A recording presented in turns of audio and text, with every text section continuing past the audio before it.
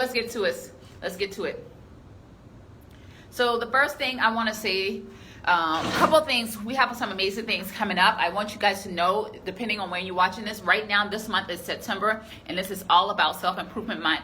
So I'll be sharing some things throughout the month about self-improvement. I feel like sometimes as singles, I'm not single, I'm married now, but so many singles, I feel like, negate the process of self-improvement. So no, I'll be sharing some stuff about that, but that's not the time right now.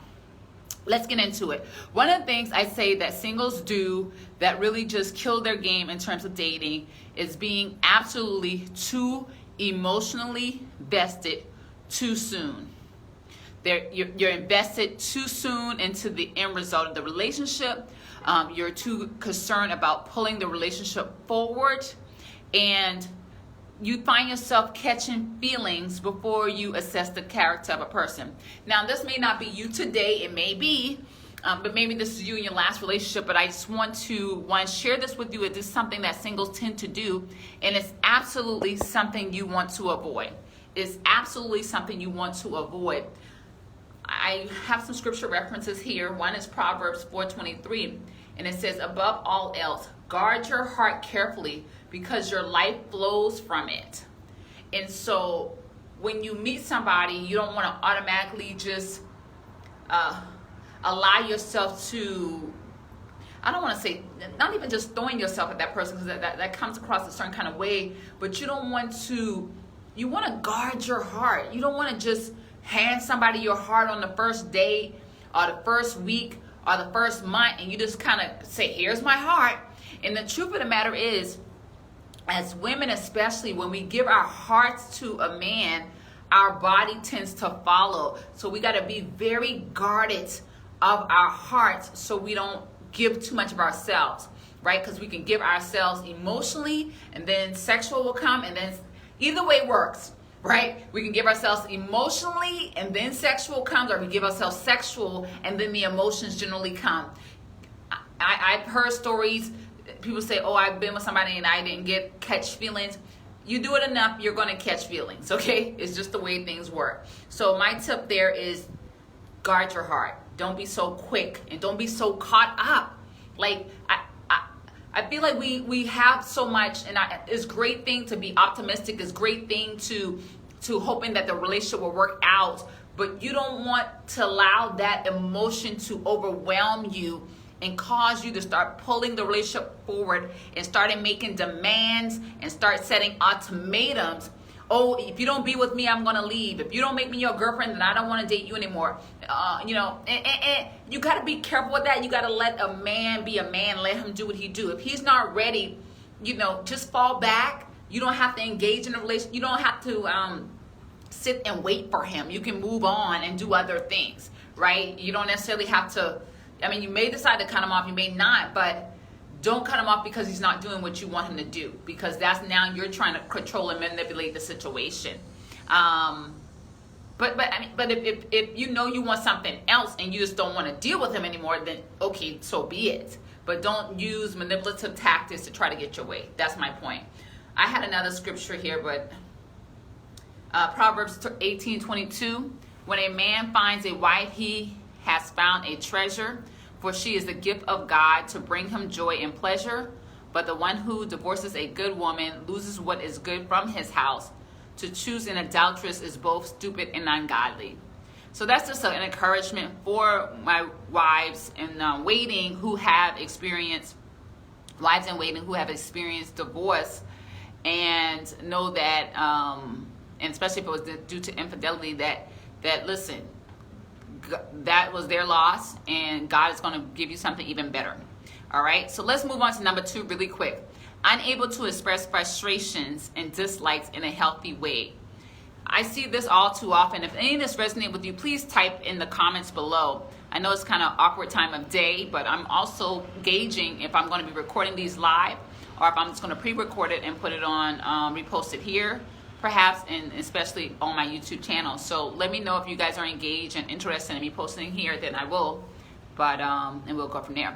So anyway, unable to express frustration, dislikes in a healthy way.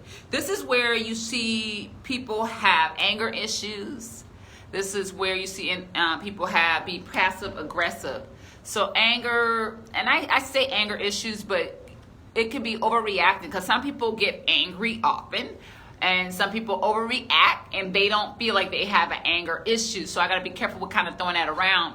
But what I'm saying is, if you're responding and you're finding yourself when you're communicating with a man, or even with your children, because everywhere you go, there you are. You're the same person, right?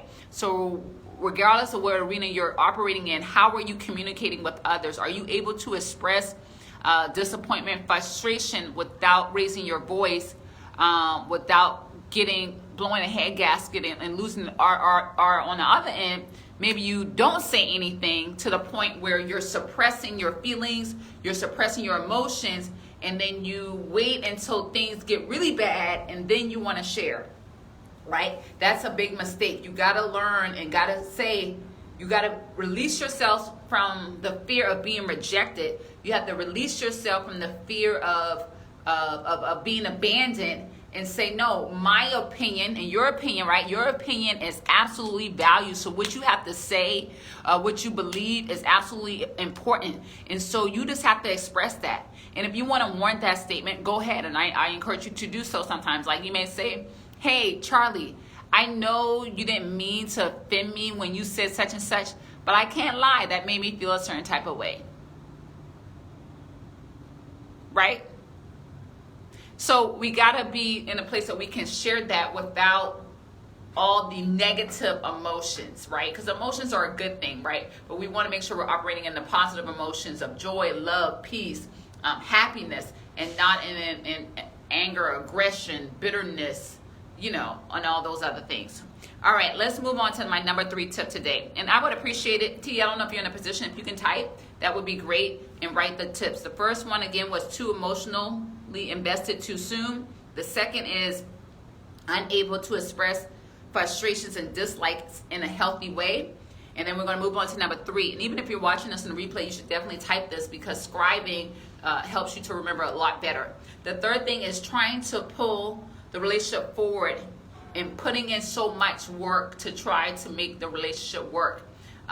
This may be you taking him out to dinner, taking his kids out to dinner, planning lavish vacations or trips, always planning dates, always just trying to find a way to make the next thing. And you're almost I think about a dog that's hungry, waiting to eat, panting, waiting for his meal, just so anticipating and overly concerned again with the outcome of the relationship, kind of the same type of thought pattern.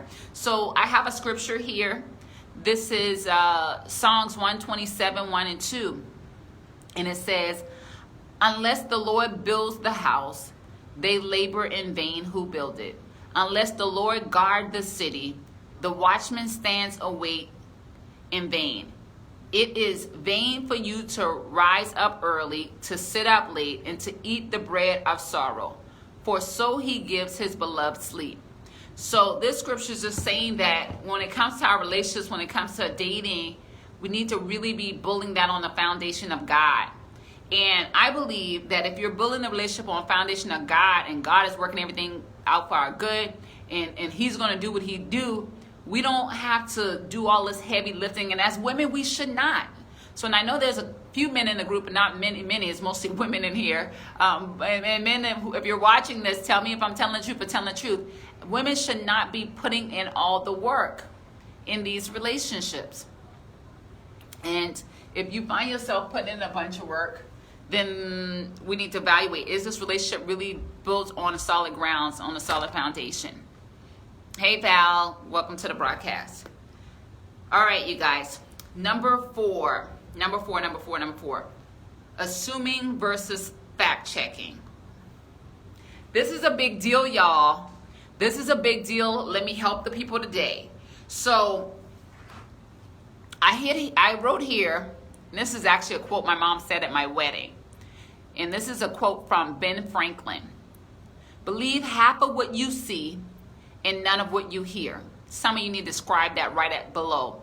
Believe half of what you see and none of what you hear. this is important because sometimes we hear things from other people saying certain things and we just take it on as the truth. And I remember seeing, I don't know if it was a people's court, divorce court or something. I think it was divorce court. And in this divorce court, this friend, was putting a lot of pressure on her friend to divorce the husband. So a friend was telling her friend to divorce her husband because she saw the husband at a restaurant with another woman and he was hugging the other woman. Y'all ain't ready for this. I think I told this story one time before. Honey. So he was like, what?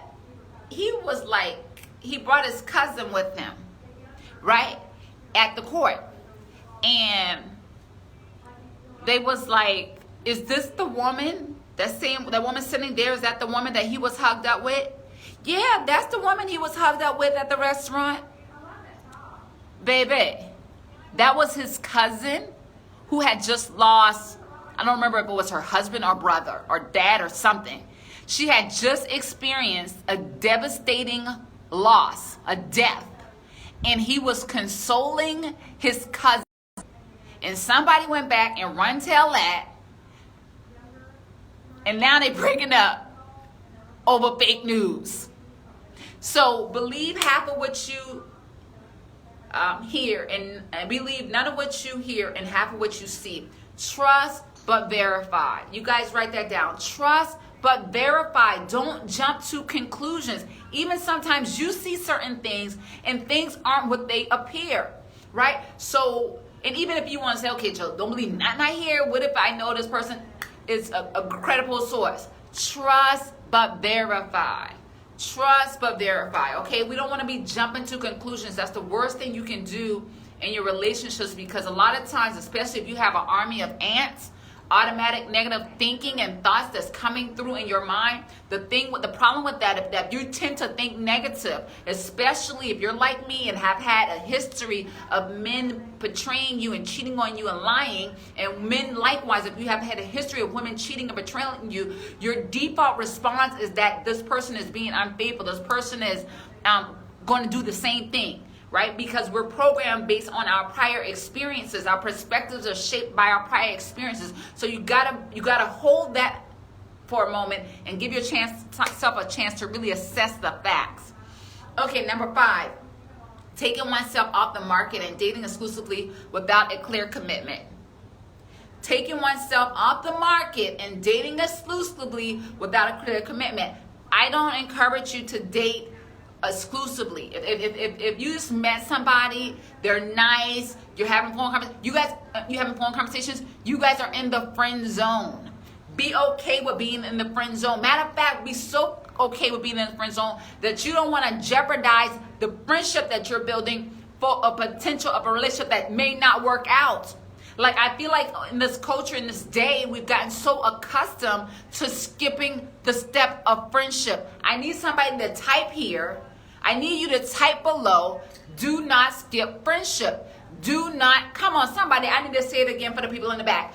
Do not skip friendship. That precedes the dating.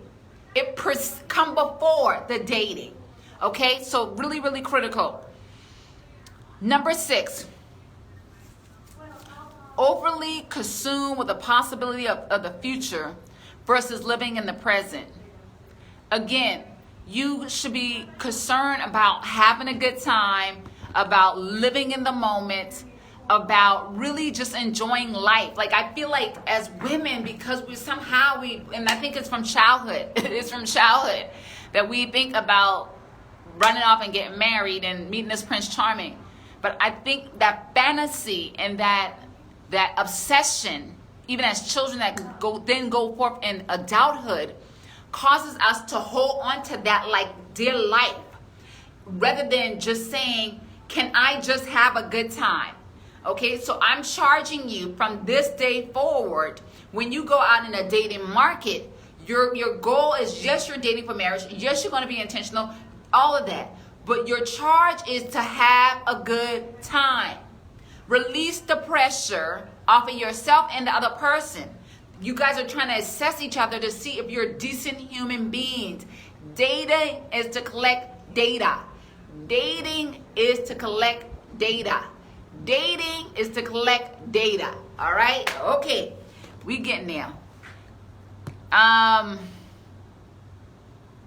had a scripture here, Matthew 6:31-34. This is still being overly consumed with the possibility of the future, not living in the present. You know what? I guess that is it. But I also have one on James.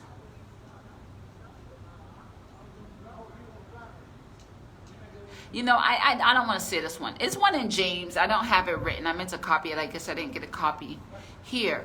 But there's one in James that talks about, do not worry about tomorrow, for tomorrow has its own troubles. So I want you to be consumed with the moment. How can you make this moment better and not overly consumed about tomorrow and the next day and next week and where's this going and where we going to be and am I going to be his wife and that. No, we're gonna square away the intentions from the beginning. And once we square away the intentions in the beginning, then we know we're on the same mindset. Then we're just living in the moment. We're not anticipating, waiting, all of that. Because I'm telling you, that energy of anticipation, that energy of pressure of where this relationship going is extremely off-putting. It is extremely unattractive. It will hit the kill switch. It can hit the kill switch on his desire. So that's the opposite of what you want to do. You should be so fulfilled, right? And so living your best life. That's why I always say, some people say, oh, Jill, why you say living, help women to create a life they love and attract people to love of their life. Why don't you just drop creating the life they love? No, we're not dropping that. Because you should be living a life so much that you love. That you will be almost like, hold on, I don't want to lose my good thing, aka my life, my freedom, right? and living my vision, my purpose, and fulfilling God's assignment for my life. For a relationship that may take me further away from God, from a relationship that may be a distraction, for a relationship with somebody who may not be all of what I thought he is. Like we need to change that. And I don't want you to be at that place so much that you're in fear, but I want you to be a place that you are kind of holding on to your life of singleness. You're holding on to, you want to preserve that thing because it's good. And so you know you want to go from good to great. Come on. We ain't going from good to fear. We're going from good to great. Come on, somebody. So if that person cannot help you get to great, then we don't really have conversation to talk about. We're going from good to great. All right, number 7, not expressing true desires and getting a man's understanding. I don't know what I was trying to say there. Not expressing true desires and giving a man understanding. I don't know what I was trying to say that last point, but I'm going to say this. Not expressing true desires is what I'm saying is being honest about what you want. We're going to have this conversation at the beginning from the gate, and we ain't going to be going on about it, which is about the intentions and the purpose of the dating relationship from the beginning. Let's establish that, understand that. We solidify that. Now we're, whatever that may be, in the friendship zone, embracing that. We may decide to move to the exclusive dating zone. But if we're not in the exclusive dating zone, come on, this is how I feel about it. This is something I just said. If you're not in the exclusive dating zone, you are free to have other friends. There's nothing wrong with having friends of the opposite. Stop believing that the only time you can encounter and engage with somebody opposite sex, it has to be a date, and it has to be romantic, and it has to be like a relationship. Why can't we just be friends? Can we just be friends? I'm just saying. But anyway, but again, you got to understand where you are, what their intentions are, and the purpose of it. Now, there's going to be some people where there's a relationship, there's no attraction, you're just friends, you don't want to date him, he don't want to date you. There may be other relationships where you're friends, there's a level of a chemistry, right? You're attracted to one another, and you guys have said, well, I'm looking to get married in the next year or two. He's saying, I'm looking to get married in the next year or two. Okay, well, let's just see if we're got some compatibility beyond the chemistry that we are, the physical attraction, if there's anything there, and kind of move out from there. Okay, so those are my tips. I'm going to recap really quick and I'm going to jump off. Too emotionally invested too soon. Number one, if somebody could strive, this would be great. Number two, unable to express your frustrations and dislikes in a healthy way. Number three, trying to pull the relationship forward, putting in too much work. Number four, assuming versus fact checking. Number five, taking oneself off the market, dating exclusively without a clear commitment. Don't do it. Number six, overly consumed with the possibility of a future versus living in the present. And number seven, not expressing true desires and getting a man understanding. I don't know what I was trying to say that last part. I really don't. I apologize. Not expressing true desires and maybe getting what you want from a man. I think that's what I was trying to say. So anyway, you guys, let me make this announcement. I want to invite you. I'm going to be hosting the Emotional Detox Challenge that's coming up. And I want to invite you to register.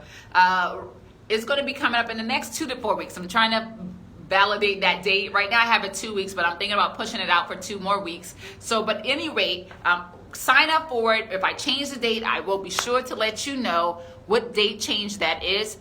Sign up for it if you haven't taken it. If you've taken it before, kudos to you. And my question is, if you've taken it before, what's your next step? What support do you need next to get prepared for marriage? Right? This is the time, it's the season that you put the same time and energy you put in planning vacations, having a good time, going out with your friends, or whatever that you put in, you put just as much time you would put in your wedding, you need to put in preparing for your marriage. How long should it take to get to the one-on-one dating? It depends. It depends. I believe, without a shadow of doubt, that when the wife is ready, the husband appears. It's hard to put a timeline on it. I generally say within a couple months. It's generally the time frame. However, it takes longer. If you have issues from your past that's not dealt with, and he's seen those things show up, it's gonna delay him in asking for you to pursue the relationship further. If he is not emotionally available or looking for a serious relationship, it may be longer. So we got to validate and solidify what is his, is he ready to be in a relationship, right? You got to validate and solidify, are you ready to be in a relationship, right? If you haven't had any type of, if you've dealt with things in your past, and there's a list of, I think I put it on my, I got to write them all down. If you've dealt with childhood adversity or trauma, and I'm not going to say all of them right now, that have to be another live, then that you never dealt with, you never been to counseling, you never worked with a coach one-on-one, and coaching and counseling is different. Coaching deals with your future, counseling deals with your past. So if you haven't done anything to prepare for marriage, chances are you aren't ready. The truth of this matter is, too often we spend too much time and too much energy on observation and not enough energy and time on education. Okay, so I would say if you haven't already taken the Emotional Detox Challenge, head over to bit.ly/Emotional Detox Challenge and sign up with that. I'm going to be doing that challenge in the upcoming weeks here, and we'll go from there. If you've already done that, and you heard about my Ready for Marriage program and you didn't join at the time, I would say you'd be asking yourself, why didn't you join? And if it just was maybe financial reasons or otherwise that you couldn't join, I would say I want to invite you to come be part of the BE Transform Academy, which is a personal development program, okay? So those are what I would tell you. If you want to learn more, inbox me about that, or you can inbox me.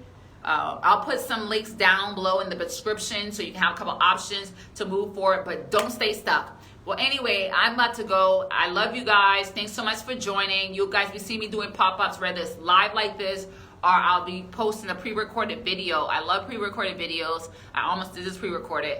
But anyway, I'll be reposting this on my YouTube. So make sure you're connected with me there. Have a great day. Be blessed. Talk to you soon.